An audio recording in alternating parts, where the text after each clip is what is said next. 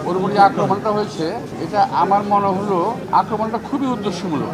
এটা আমার কাছে মনে হচ্ছে না যে এটা একটা মারামারির মধ্যে পিটাপিটির মধ্যে ঘটনা ঘটে গেছে। আমরা তো জীবনে এই ধরনের বহু ঘটনা ফেস করেছি, তো আমরা এই ধরনের একটা অমানবিক আঘাত ওর আমার মনে হয় গলার উপরের মাথার যে অংশটা, এটা বোধ হয় ভিতরে কী অবস্থায় আল্লাহই বলতে পারে। আমি দেখলাম যে যেটা রক্তপাত দেখানো হচ্ছে মাঝে মাঝে নাক দিয়ে, তো অবস্থাটা খুব একটা ভালো আমার মনে হচ্ছে না। তো আমি আশা করব যে এই ঘটনা একটা সুষ্ঠু তদন্ত হওয়া উচিত, এবং যদি উদ্দেশ্যমূলক হয়ে থাকে কী উদ্দেশ্যে তারা কারা কেন করলো সেটা বের করা দরকার, এবং তার একটা বিচার একটা হওয়া দরকার যদি উদ্দেশ্যমূলক হয়ে থাকে। তবে মারের যে ধরন, যে প্রকৃতি দেখলাম, এটা আমার মনে হয় না যে এটা খামাখাই হয়ে গেছে, এটা একেবারেই উদ্দেশ্যমূলক ছিল। আমি শুনলাম সরকার সদয় হয়েছে, বলেছি যে তাকে বিদেশে পাঠাবে।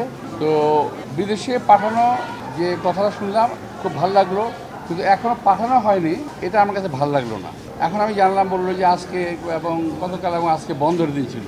এই ধরনের একটা ঘটনায় বিশেষ ব্যবস্থায় তাকে বিদেশে পাঠানোর একটা প্রক্রিয়া করা উচিত ছিল, বিশেষ ব্যবস্থায়। এটা হলো এক নাম্বার। আর সেকেন্ড হলো মোনালিসা হেভি ফ্লো 15 পিস প্যাকেটের সাথে 8 পিসের একটি প্যাকেট একদম ফ্রি।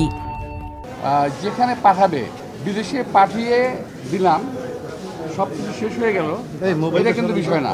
আমার বিষয় হলো ওর কোথায় ইঞ্জুরি হয়েছে, আমাদের দেশের ডাক্তাররা এটাকে বের করতে পেরেছে ওই ইঞ্জুরিগুলো কোথায় কোথায় হয়েছে।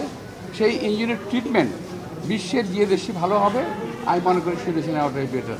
ইতিপূর্বে আমাদের এক সময়ে রাশেদ খান মেনন, আসম আব্দুর রব, তাদেরকে বিদেশে পাঠানো হয়েছিল প্রক্রিয়া অনুযায়ী, এবং বের করা হয়েছিল কোন জায়গায় আঘাতপ্রাপ্ত এবং কোথায় ট্রিটমেন্ট ভালো হবে।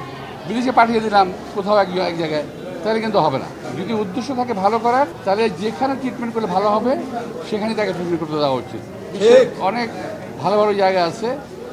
আমি যেটা আমার সাধারণ জ্ঞান, এই বয়স পর্যন্ত যেটা দেখেছি, আমি এই বয়সে এই ট্রিটমেন্টটা খুব প্রপারলি হবে যদি পশ্চাত্যের কোনো দেশে করা হয়।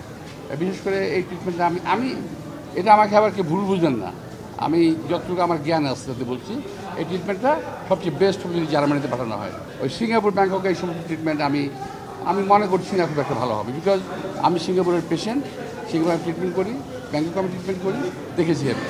তো যাই হোক, সরকার ভালো বুঝবে। আমি এটা আমার অ্যাডভাইস করলাম যে সরকার ভালো বুঝবে, এবং যেটাই করুক তাড়াতাড়ি করা উচিত। দিন যাবে, ক্ষতি হবে। ওই যে পরিমাণ অ্যান্টিবায়োটিক পাচ্ছে এখন, এই অ্যান্টিবায়োটিক তার শরীরে বেশি দিন নিতে পারবে না। এটা আমার সামনে ডাক্তাররা আছে, আমি ওদের খারাপ করেছি, তারা কথা বলেছে। তো আমি ডাক্তারি কোনো প্রেসক্রিপশন দিতে চাই না। আমি চাই তুমি ভালো হোক, আল্লাহ তাকে সুস্থ করে তুলুন, এবং দেশের কাজে লাগবে। আমাদের দেশের জন্য অনেক কাজ করেছে, তো ও আবার আমাদের মাঝে সুন্দরভাবে ফিরত আসুক। তো এই জন্য সরকারকে আমি অনুরোধ জানাবো ট্রিটমেন্ট করার জন্য তাকে একটা ভালো জায়গায় এবং ভালো তত্ত্বাবধানে, দয়া করে পাঠিয়ে দিয়ে ক্ষান্ত হবেন না, এবং ভালো একটা তত্ত্বাবধানে যে তাকে যেন রাখা হয়।